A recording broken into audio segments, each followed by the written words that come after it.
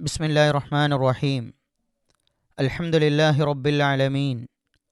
അല്ലാഹുമ്മ സ്വല്ലി അലാ മുഹമ്മദിൻ വഅലാ ആലിഹി വസഹബിഹി അജ്മഈൻ. അമ്മാ ബഅദ്. റസൂലുള്ളാഹി സ്വല്ലല്ലാഹു അലൈഹി വസല്ലമയുടെ അടുക്കലേക്ക് ഇസ്ലാം സ്വീകരിക്കാൻ വേണ്ടി ഇസ്ലാമിലെ 4-മനോ 5-മനോ ഒക്കെയായി കടന്നു വന്ന വ്യക്തിയാണ് അബൂദർ റളിയല്ലാഹു അൻഹു.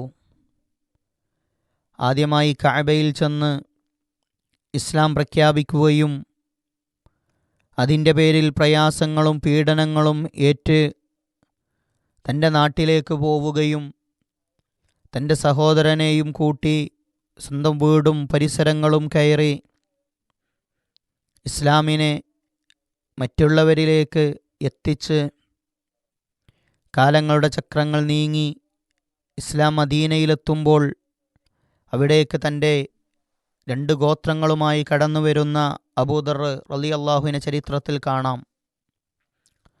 റസൂൽ സല്ലല്ലാഹു അലൈഹി വസല്ലമ അദ്ദേഹത്തിനു നൽകിയ ചില ഉപദേശങ്ങളുണ്ടായിരുന്നു. ആ ഉപദേശങ്ങളെ അദ്ദേഹം നെഞ്ചോട് ചേർത്തതായി നമുക്ക് കാണാൻ സാധിക്കും.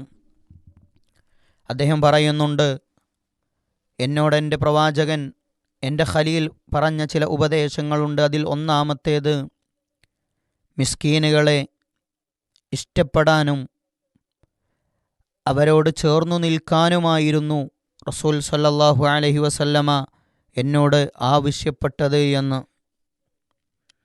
രണ്ടാമതായി അദ്ദേഹത്തിന് നൽകിയ ഉപദേശം ദുനിയാവിൻ്റെ വിഷയത്തിൽ തന്നേക്കാൾ താഴ്ന്നവരിലേക്ക് നോക്കാനും മുകളിലുള്ളവരിലേക്ക് നോക്കാതിരിക്കാനും റസൂൽ സല്ലല്ലാഹു അലൈഹി വസല്ലമ ഉപദേശിച്ചു എന്നാണ്. അത് ജീവിതത്തിലുള്ളതുകൊണ്ട് തൃപ്തിപ്പെടാനുള്ള പരിഹാര മാർഗമായിരിക്കും. മൂന്നാമത് അദ്ദേഹത്തോട് പറഞ്ഞത് കുടുംബബന്ധം ചേർക്കണം എന്നുള്ളതാണ്. കുടുംബബന്ധം അവർ ചേർത്തില്ലെങ്കിലും അങ്ങോട്ട് ചെന്ന് ചേർക്കാൻ ആവശ്യപ്പെട്ടു.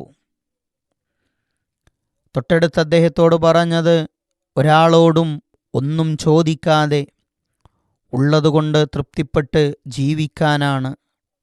ജീവിതത്തിൻ്റെ അവസാന ഘട്ടങ്ങളിൽ ഒരുപാട് പ്രയാസങ്ങളുണ്ടായപ്പോൾ ഭരണാധികാരികൾ സഹായിക്കാമെന്ന് പറഞ്ഞപ്പോഴും അതൊന്നും സ്വീകരിക്കാതെ, ഒരാളോടും ഒന്നും സ്വീകരിക്കാതെ ആ ഉപദേശങ്ങൾ അദ്ദേഹം ജീവിതത്തിൽ ചേർത്ത് പിടിച്ചിട്ടുണ്ട്. നബി സ്വല്ലല്ലാഹു അലൈഹി വസല്ലം അദ്ദേഹത്തോട് വീണ്ടും പറഞ്ഞു, അമറനി അൻ അഖൂല ബിൽ ഹഖി വ ഇൻ കാന മുറ.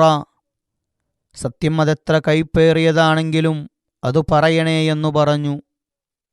ആറാമതായി നബി സല്ലല്ലാഹു അലൈഹി വസല്ലം അദ്ദേഹത്തോട് പറഞ്ഞത് അല്ല അഖാഫ ഫില്ലാഹി ലൗമത ലായിം.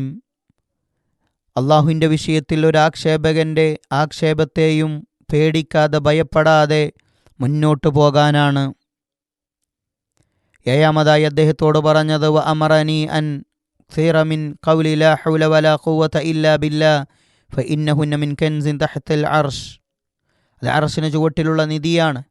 ലാ ഹൗല വലാ ഖുവത ഇല്ലാ ബില്ലാ, അത് ധാരാളമായി ചൊല്ലാൻ എന്നോട് ആവശ്യപ്പെട്ടു എന്നാണ്.